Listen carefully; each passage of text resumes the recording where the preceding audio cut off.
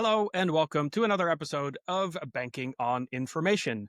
Today, my guest is Shawn Rolph, who is the founder of a Copycat. Welcome to the podcast, Shawn. Rucker, thank you so much for having me. I'm excited for this conversation. Yeah, so am I. We always start with that very important question. So here it is for you. Why, Shawn, do you do what you do? It's my favorite question in my line of work. Look, Copycat is a company that's developed a proprietary narrative process that helps B2B mid-market brands reimagine the way they connect with their audience. And the main reason why I do what I do is because I believe brands worth believing in deserve to tell their story. And at the same time, in a marketing tapestry that is changing and shifting every nanosecond, I also want to preserve the humanity, the originality, the creativity which brought me into this industry in the first place. Hmm. And by helping brands tell a more effective story based on who they are, why they're doing what they do, why they love what they do, why they are so convicted in wanting to solve this problem, Hmm. I'm able to make a lasting and positive contribution to an industry that I adore. Right. So your why is that you love other people's why and you want to help tell the world about it. Is that right? That is exactly it. That is Okay. exactly it. So Yeah. so tell me then what is the number one use case that you solve for your customers? Yeah, it's a really great question. I think when this question comes our way, the one word that I like to use is misalignment. Misalignment internally and misalignment externally. Mhm. Externally, what that looks like is a narrative, positioning, messaging that isn't perfectly aligned to the story that their audience wants to hear. This can show up in a variety of different ways based on the type of business and the channels that they're in. This could be higher customer acquisition costs. This could be poor lead quality. This could simply be sales and marketing are not working for us the way we want it to. Mhm. A misalignment internally shows up a little bit different. This is when different departments have a difficult time truly forming strong systems of communication. This is when everyone at the company tells a different story in regards to the company's product architecture and the vision and the mission that they're on.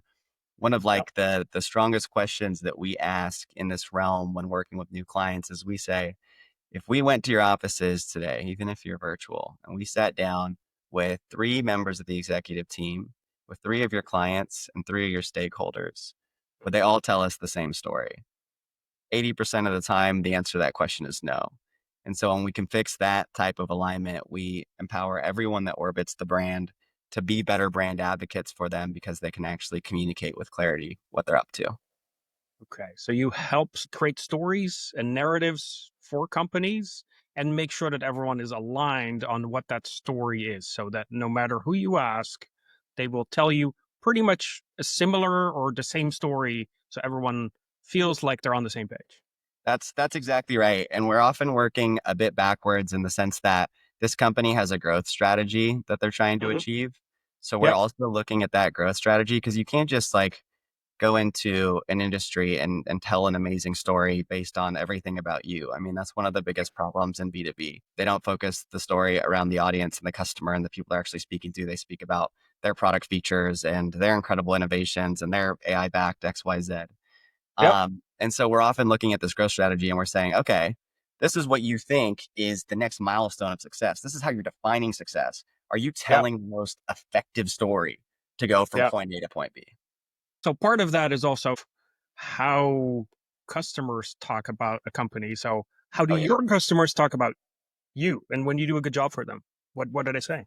You know what's really interesting? We actually just went through this process. You're Mhm. absolutely correct. I always talk about this with our partners and a lot of people in our network. I say one of the quickest paths to finding the most effective story that you can tell today is by simply interviewing your 10 best clients and Yep. asking them to give their interpretation of who you are, asking them to define you. Yep. Almost always that is a rendition that doesn't necessarily align with what the marketing website looks like or what, the collateral currently looks like. Yep. Um, our partners describe us in a variety of ways, but since we went to market with the strategic narrative, I think my favorite one is a lot of partners actually call us a brand therapist. I know it's kind of a loaded term, but the reality Hmm. is I just use the word misalignment to describe these Yep. use cases. And so much of the work that we're doing really is at that human level where we're trying to figure out, okay, this is the core value system that all of you represent. This is the mission that you're on. This is the passion that you have. How can we bottle that up? How can we bottle up the magic that you experience and produce for your customers and actually turn that into creative and language that the world can respond to and interact with? Yeah. No, Um, that's interesting. yeah. So maybe I should even call it a brand chiropractor. If you think about alignments, right? You go to the chiropractor and they push and they pull and they crack, and then you come out and you're like, oh yeah, I feel way aligned again. Maybe that's what you're Yeah, doing with the brand. hey, that's narrative right there. There you go. So the brand chiropractor. There you go. You can claim that one. Oh, Now I like to do 100%. this thing called future thinking, which Okay. is we all don't know what the future is going to bring, not even tomorrow. But I like to do this thing to think 10 years out from now. So think we're in 2035. Okay. What does the industry look like? What does storytelling look like? What does Yeah. brand narrative look like? Paint me a picture of what that Yeah. possible future could look like. Oh, Rucker, this is one of my favorite questions just because, as you know, in marketing and advertising, things have changed so quickly over the course of the last 3 years. Yep. It's no news to anyone that AI is now on the scene and disrupting every workflow and challenging every business's status quo. I'm going to say something a little lofty here that I think is like the beginning of a thesis that Hmm. isn't fully baked yet, but I'm pretty sure that I'm right about. Yep. I would reckon that right now, in the history of humankind, it is Hmm. probably the easiest time in the world to start a business. Hmm. And consequentially, it's the hardest time to grow one. Right. I think that the more access solo entrepreneurs, young, ambitious leaders, and Hmm. operators and builders, the more access they have to tools that allow them Yep. to go further on their own, the more we are going to see an ecosystem where more ideas just have weight behind them and more Yep. products are launched and more startups get to a further, more mature phase than they otherwise would have without the current access to technology that we have. And Yep. I think that within that, one of the things we're going to see is every single channel is just going to become noisier. I think LinkedIn is Mm. a good example of this. I don't know how Yep. you feel, but I feel like over the course of the last year alone, LinkedIn has Hmm. become noisy in a way that's kind of hard to describe. Right. It's this constant motion that we're wading through. And Mm. within that, the reason I bring that up is I think that narrative and not the traditional kind of understanding of branding is going to be one of the critical business components that allow companies to actually break through that noise and tell their story. And I think Yep. it's going to become more important than ever. And so when Yep. I look out 10 years, what I am hoping is that this discipline of really figuring out what we have to say or what we're trying to say and bringing that to market is going Yep. to build an environment where that creative we saw in marketing and advertising 10, 15 years ago is Hmm. flushed once more and the cycle's Yep. continued. That is a very interesting view and a very interesting picture you're painting there of the future. So, with the democratization and with giving everyone tools through AI, a lot more people can get to the stage and can actually give it a shot. But because everyone does, it's going to be noisier. So, that is an interesting thing that I had not thought about, but that is very interesting. So, by leveling the playing field, that's great. So, everyone gets an opportunity.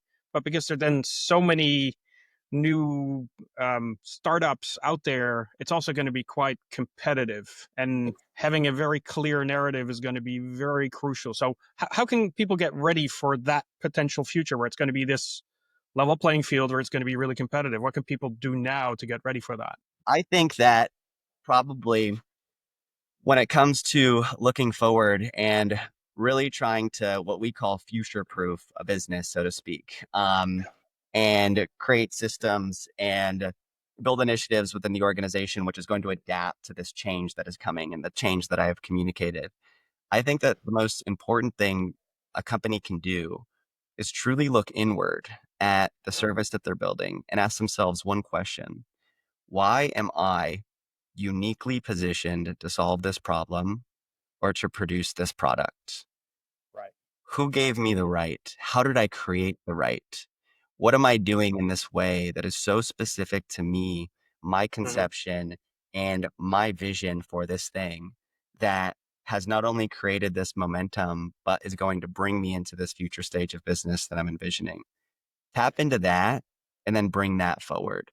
Because I Right. think that is one of the main questions, Rucker, that a lot of prospects, that a lot of potential customers have in an environment where you can build this fast. There's just more optionality. There are thousand solutions that all sound the exact same, which is why differentiation is so hard and which is why copycat exists, honestly. That's part of the problem we solve.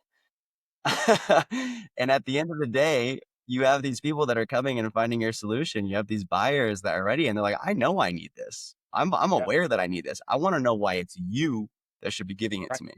And that's what I Yeah. feel like is a true missing component in so many brand narratives that we review and work with. We're very aligned on that, and obviously my thoughts come partially from Simon Sinek's book Start With Why, right? And where he Yeah. says people buy from other people because of why they do what they do, not Yes. because of what they do. And so yeah, Yes. getting that narrative right, not just describing what you do, but why you do it, and why you have the right to win, and why people should pick you. I think that is very crucial at any point in time, but especially with the future that you paint, where everything is going to get more and more competitive. I also think it's an exercise that helps you further develop that. Like, Hmm. Yeah. marketing and sales away. Take like this idea of let's use this effective story as a tool for growth and to convert more customers and yada yada. I think really looking at that question, why am I uniquely positioned to solve this problem or produce this product, actually creates all these different thought patterns and thought exercises that build on ideas in which you can implement things to go further in a way that is unique and Yeah. in a way that does fulfill the vision that you have. Because if you Yeah. ask that question and the answer is, well, I don't really know, we kind of do the same thing as everyone else, it's a problem. That's a problem in Yeah. where the industry and business is going at large. Yeah. Right. If you're just like everyone else and try to be everything to everyone, you're nothing to no one. I'd argue as well that that's probably the biggest issue in B2B marketing. It's Yeah. when a company does not define an ICP Yeah. and they feel like they just need to stay a bit generalized, that they can capture all these different parts of the market share and they're Yeah. everything to everyone. And so they're nothing to everyone. Yeah. No, that makes sense. Well, maybe that's a good point to wrap this up on. I think that that sounds like the epic that we want to end on. So thank you very much for being on the podcast, Shawn. Rucker, thank you so much for having me. This was great. Perfect. And until next time, choose to be curious.